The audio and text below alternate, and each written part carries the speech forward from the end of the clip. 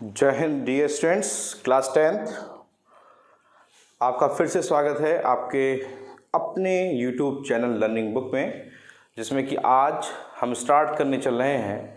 मैंने आपको general acid को क्लासिफाई कैसे करते हैं, स्ट्रॉन्ग एसिड क्या होता है, वीक एसिड क्या होता है, इन सब के बारे में जनरल ऑब्जर्वेशन बता दिया था।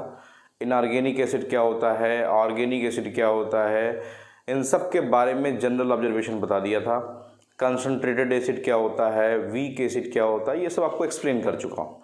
अभी जो हमको पढ़ना है वो पढ़ना है कि बेसिसिटी की बेसिस पे एसिड को कैसे डिफाइन करते हैं। क्वेश्चन ये उठता है कि बेसिसिटी क्या होती है। बेसिसिटी, तो बेसिसिटी कुछ नहीं होती डियर स्टूडेंट। बेसिसिटी का मतलब होता है number of replaceable H plus ion, number of replaceable H plus ions in an acid. किसी एसिड में कितने number of replaceable H plus ion है उसे क्या बोलते हैं, उसकी उस एसिड की बेसिसिटी कहते हैं। तो basicity is defined as the number of H plus ion given in the present acid. For example HCl है। HCl जब आयनाइज होता है डियर स्टूडेंट्स तो क्या बनाएगा, H प्लस और Cl माइनस। HNO3 है, ये आयनाइज होगा तो क्या बनाएगा, H प्लस और NO3 माइनस। यहाँ पे अगर देखा जाए H2SO4, ये आयनाइज होगा तो क्या बनाएगा, पहले बनाएगा H plus plus HSO4 minus, फिर ये HSO4 माइनस फिर से आयनाइज होगा और बनाएगा H प्लस और SO4 माइनस 2। तो अगर आप ध्यान से देखें तो ये दोनों जो स्टार्टिंग वाले हैं, दोनों के पास रिप्लेसेबल H प्लस आयन कितने हैं, एक हैं। इसीलिए इन्हें मोनोबेसिक एसिड कहते हैं। क्या बोलते हैं, मोनोबेसिक एसिड कहते हैं। तो कोई पूछे कि मोनोबेसिक एसिड क्या होता है तो आप बोलेंगे sir those acids in which only one H plus ion is present, is replaceable H plus ion is present is known as monobasic acid। इसमें जरा देखिए H2SO4 में, यहाँ पे H2SO4 में दो हाइड्रोजन हैं और बारी बारी से रिप्लेस हो रहे हैं, तो इसीलिए डाई बेसिक एसिड है। कैसा एसिड है, डाई बेसिक एसिड है। तो आपको एक चीज़ क्लियर हो गया होगा कि बेसिसिटी किसे कहते हैं। तो बेसिसिटी के बेसिस पे नंबर ऑफ रिप्लेसेबल आयन देख करके आप बता सकते हैं कि ये मोनोबेसिक एसिड है, डाई बेसिक एसिड है। ऐसे ये देखिए H3PO4 है, ये भी अपने एक एक आयंस निकालेगा। पहले बनाएगा H plus plus H2PO4 minus, फिर ये H2PO4 माइनस आयनाइज होगा, क्या बनाएगा, H plus plus HPO4 minus 2, फिर ये HPO4 माइनस 2 आयनाइज होगा, क्या बनाएगा, H plus plus PO4 minus 3। तो आप देखिए धीरे धीरे H3 तीनों हाइड्रोजन को रिप्लेस कर दिया, किया कि नहीं किया।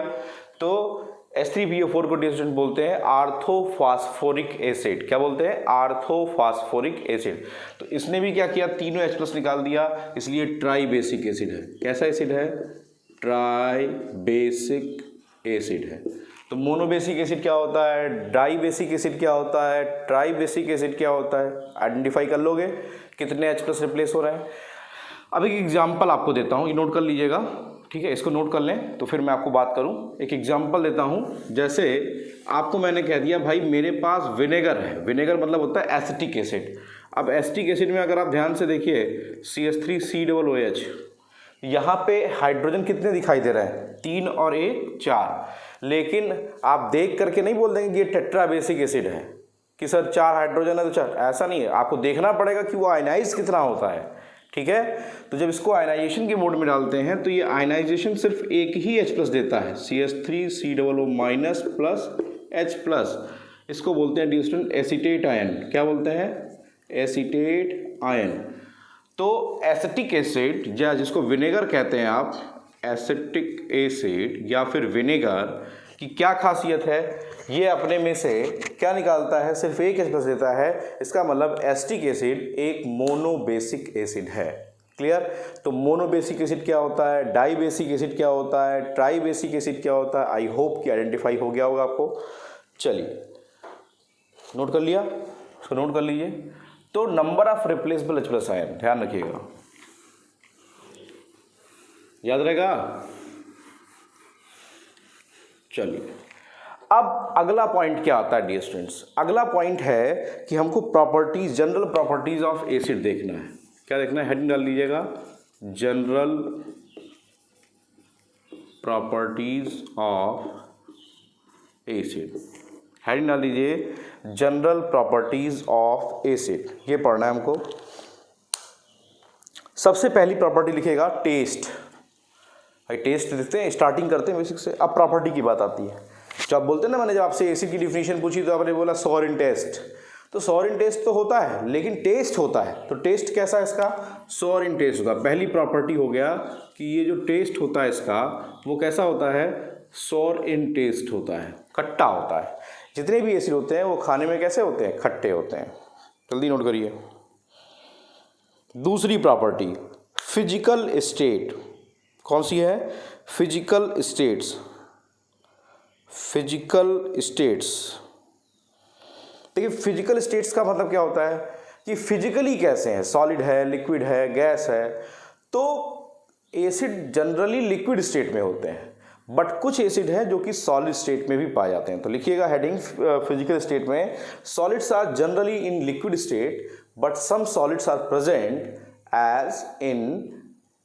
as in solid state, as in solid state। Example लिख लीजिए, ऑक्जेलिक एसिड और बोरिक एसिड। ऑक्जेलिक एसिड का फार्मूला डियर स्टूडेंट्स ये होता है, जरा ध्यान से देख लीजिएगा, H2C2O4, इसको बोलते हैं ऑक्जेलिक एसिड। क्या बोलते हैं, ऑक्जेलिक एसिड, या इसी को ऐसे भी लिखा जाता है COOH, इसको बोलते हैं ऑक्जेलिक एसिड। तो ऑक्जेलिक एसिड सॉलिड स्टेट में होता है, और बोरिक एसिड ये होता है H3BO3। बोरिक एसिड, ये जो आपके आई ड्रॉप्स आते हैं ना, आई ड्रॉप्स, अरे आँख में डालने के लिए ड्रॉप्स आते हैं ना, उनमें जनरली यही बोरिक एसिड पड़ा होता है। आँख साफ करने के लिए बोरिक एसिड यूज होता है, ठीक है, याद रखिएगा। चलिए अगली प्रॉपर्टी ध्यान दीजिएगा, करोसिव नेचर। कौन सा nature, corrosive nature, corrosive nature. दूसरा क्या था, फिजिकल स्टेट।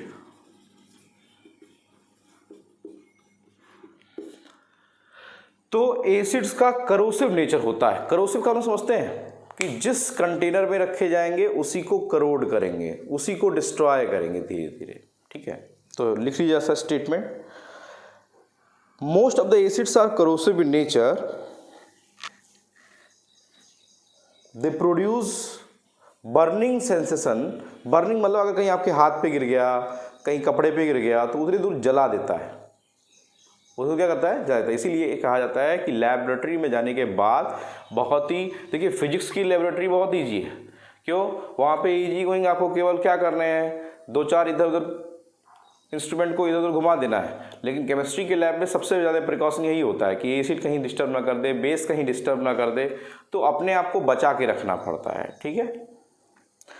तो लिखिए, generally acids are corrosive in nature, they produce a burning sensation on the skin and holes in the cloth on which they fall. Due to their corrosive nature, ये question board में आता है, question आता है why acid does not stored in metallic container, acid को metallic container में store क्यों नहीं किया जाता है, because acids are corrosive in nature, they can displace या they can destroy the surface of internal surface of metal container. तो due to corrosive nature of metal, acids cannot be stored in metal container, they always stored in glass,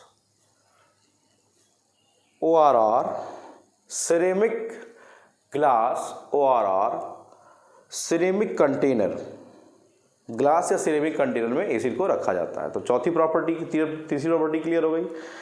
चौथी property पे आते हैं, action of indicator के पास चलते हैं कि indicator का क्या एक्शन होता है। चौथी प्रॉपर्टी है action of indicator. Action of indicator heading डाल दीजिए।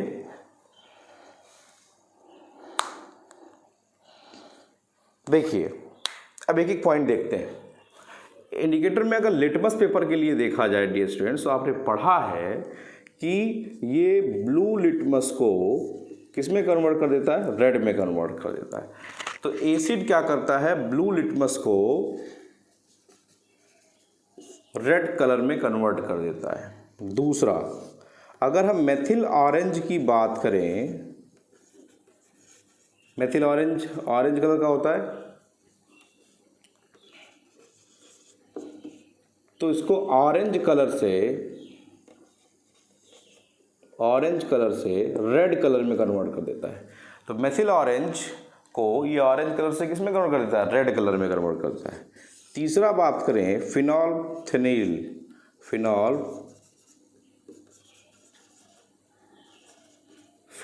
की बात करें, तो फिनोल्फथलीन जो है वो कलरलेस रहता है, कलरलेस।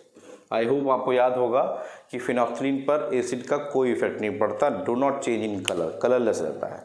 तो ये 3 इंडिकेटर्स का इफेक्ट है। बाकी टर्मरिक का आप जानते हैं कि टर्मरिक पे एसिड का कोई इफेक्ट नहीं पड़ता, ठीक है।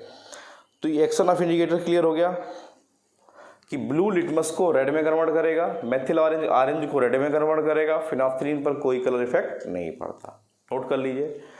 चौथे पॉइंट पे चलते हैं, रिएक्शन विथ एक्टिव मेटल्स। लिखिए, रिएक्शन विथ एक्टिव मेटल्स।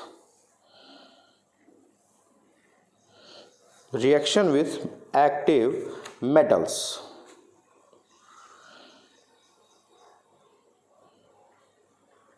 लिखिए, डाइल्यूट एसिड एक्टिव मेटल के साथ रिएक्शन देखते हैं। Dilute acid reacts with active metals,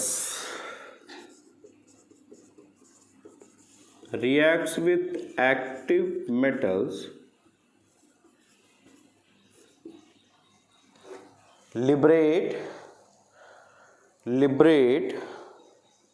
hydrogen gas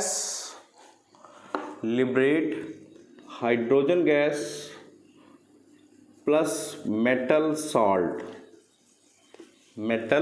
salt। तो किसी भी एक्टिव मेटल को जब हम डाइल्यूट एसिड के साथ रिएक्शन कराते हैं डियर स्टूडेंट्स, तो वो क्या करता है, हाइड्रोजन गैस इवॉल्व करता है। ये एरो बताता है कि गैस निकल रही है और मेटल सॉल्ट बनाता है। जैसे फॉर एग्जांपल देखते हैं, Zn है, H2SO4 से रिएक्ट करा दीजिए, क्या करेगा, ये बनाएगा ZnSO4 zinc sulphate plus hydrogen gas. अच्छा, हाइड्रोजन गैस को कैसे आइडेंटिफाई करते हैं, चैप्टर फर्स्ट में पढ़ाया था। बर्न करने पर पॉप साउंड प्रोड्यूस करती है। क्या प्रोड्यूस करती है, पॉप साउंड प्रोड्यूस करती है। ऐसे ही मैग्नीशियम के साथ देख लीजिए, H2SO4 MgSO4 बनाएगा प्लस हाइड्रोजन गैस। ऐसे ही Fe के साथ देख लीजिए, FeSO4। मतलब जनरली ये देखने को मिल रहा है कि जो एक्टिव मेटल्स हैं वो एसिड्स में से किसको रिप्लेस कर दे रही हैं, हाइड्रोजन को डिस्प्लेस कर दे रही हैं, ठीक है। हाइड्रोजन क्या कर दे रही हैं, डिस्प्लेस कर दे रही हैं। हाँ, लेकिन कॉपर, सिल्वर, मरकरी, ये सब जो है ये डिस्प्लेस नहीं कर पाती। क्यों डिस्प्लेस नहीं कर पाती, क्योंकि ये एक्टिव मेटल्स की कैटेगरी में नहीं आती। तो कॉपर, सिल्वर, मरकरी ये सब हाइड्रोजन को डिस्प्लेस नहीं कर पाती हैं, ये ध्यान रखना है। कौन कौन सा, copper, silver and other low reactive metals जितनी भी है। चलिए, हो गया, बिठा दूं। अब इससे एक क्वेश्चन आता है, इससे एक एक्टिविटी आपके सिलेबस में है। वो एक्टिविटी ये है डियर स्टूडेंट्स, आपसे क्वेश्चन कहता है to show the dilute acid reacts with active metal to liberate hydrogen gas।